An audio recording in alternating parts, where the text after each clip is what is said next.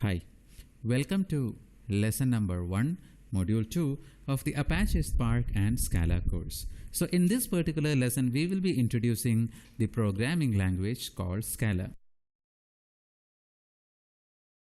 Now, before we jump into the language called Scala, let's see what we have covered in the previous module.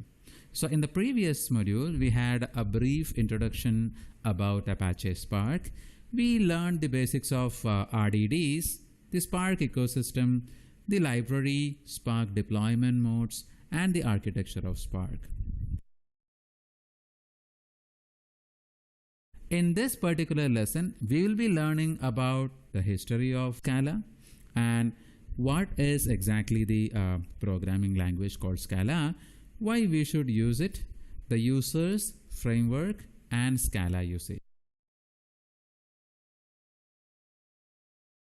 Now, Scala is a general purpose programming language. Now, if you ask me what is so special about Scala, it is the first programming language in the world which has combined the object-oriented programming concepts as well as the functional programming concepts. And the beauty of Scala is that it is a JVM-based programming language. That means when you write a Java code, it will be compiled and produced into a bytecode which will be executed on a JVM. And Scala has been publicly released in January 2004 on the JVM platform. And the founder of Scala is Martin Odersky, and they have started working on the concept of Scala way back in 2001. Now, like I said, the biggest question is why so special, or what exactly is so special about Scala, right? So like I said, it is one of the first languages which had the OOPS and functional programming concepts. And Scala is also designed in such a way that it is very, very concise. So if you think about programming languages such as Python, you can understand that it is very short. Writing a Python program is a breeze since it is a very concise language. Scala also follows the same path. However, unlike Python, Scala is a compiled language rather than an interpreted language. And Scala code can be executed on the same JVM in which usually your Java code will be running. And the functions and the concepts of Scala are very, very lightweight and easy to learn. Now, if you're coming from the background of Java, then most of the concepts related to the object-oriented programming will apply to Scala as well. And there are many big data technologies such as Apache Spark, Kafka, Akka, which are built using Scala. And Scala is stable and used in different sectors like retail, manufacturing, gaming, etc. Slide number. So in this particular slide, I want to summarize all the USPs or the unique selling points of Scala in one shot. So the first thing is that it is object-oriented. Now by default, everything is an object in Scala. Now there are some differences regarding how Scala treats classes and objects as compared to a language like Java, and we will come into the nitty-gritties later. Now one key point to be noted is that unlike Java, Scala doesn't have the primitive support. Now the second aspect is called functional programming. This means you can pass a function as an argument to another function. In functional programming, functions are treated as first-class citizens, just like a variable, right? So this makes it easier to write higher-order functions, which can be very much useful in frameworks such as Apache Spark. And in functional programming aspect of Scala, we also have something called anonymous functions. We will get into the details of this once we dive deeper into Scala. And another interesting feature about Scala is that it is a statically typed language. This means once you declare a variable as a data type such as string, throughout the life of the program, the variable will remain as a string.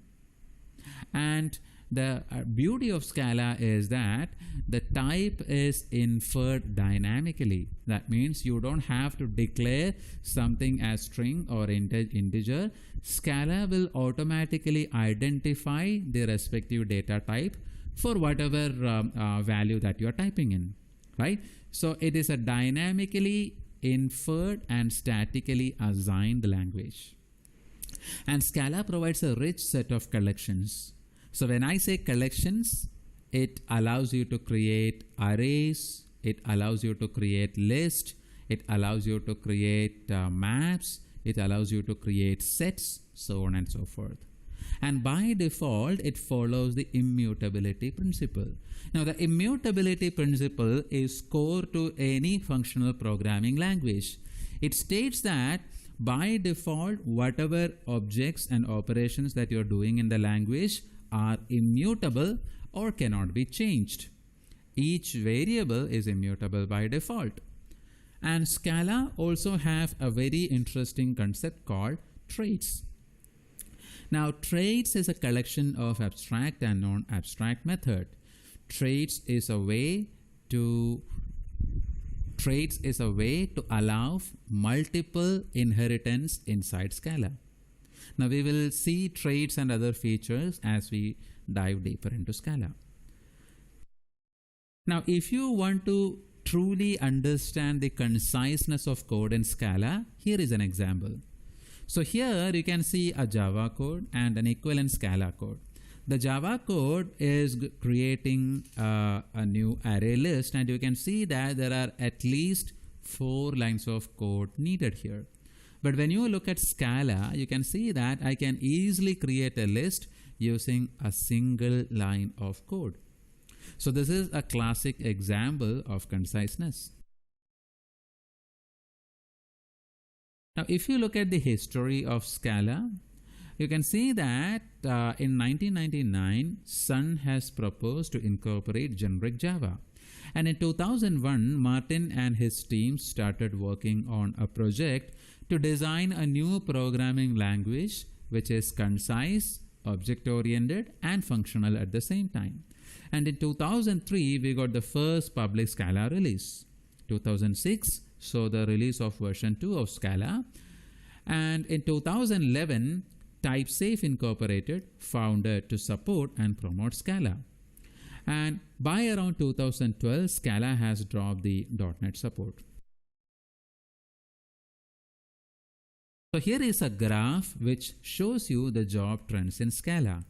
This graph is actually taken from one of the biggest job searching websites in the world, which is called Indeed.com. And as you can see, the top line of graph is Scala, and we are comparing Scala with other languages, new age languages such as C#, Clojure, Haskell, and Erlang. And if you look at the job trends over a period of June 2012 to December 2015, you can see that the job trends in Scala are skyrocketing. So here is a list of, or a partial list of companies who are using Scala. You can see that some of the big names in the industry are there, such as LinkedIn and Google, and even small to medium sized players such as TomTom have already started using Scala. So let's have a look at some of the framework which are built on top of Scala. Now, if you are a person who is coming from the web development background, then you could have been very well aware of the framework called Play. Now, Play is a framework which makes it really easy to build web applications with the help of Java and Scala. Now, Play is a highly scalable framework, and most of it is built using Scala. Now, there is another framework called Scalding for MapReduce. Now, by default, MapReduce jobs are very complicated, and Scalding uses a Scala library that makes it easy to specify MapReduce jobs. We even have another framework called akka, which is an actor-based framework, and it is used for designing scalable, distributed, and resilient applications for Java and Scala. Now, obviously, if you come to the world of big data, Spark is one of the framework which extensively uses Scala. 90% of the source code of Spark is written in Scala, and you can natively program Spark in Scala. There is another big data framework called Kafka. Apache Kafka is a distributed message queue which operates on the publish subscribe model. Now, the entire Kafka is coded on Scala. If you look at the typical usages of Scala, you can see that Scala is used for scripting, building the next generation of web applications, messaging, and mobile app development such as Android, digital subscriber line, and creating graphical user interfaces. So to wrap up, in this particular lesson, we have learned about Scala, its history, why somebody should learn Scala, the job trends, and the users framework of Scala. That's all for this lesson.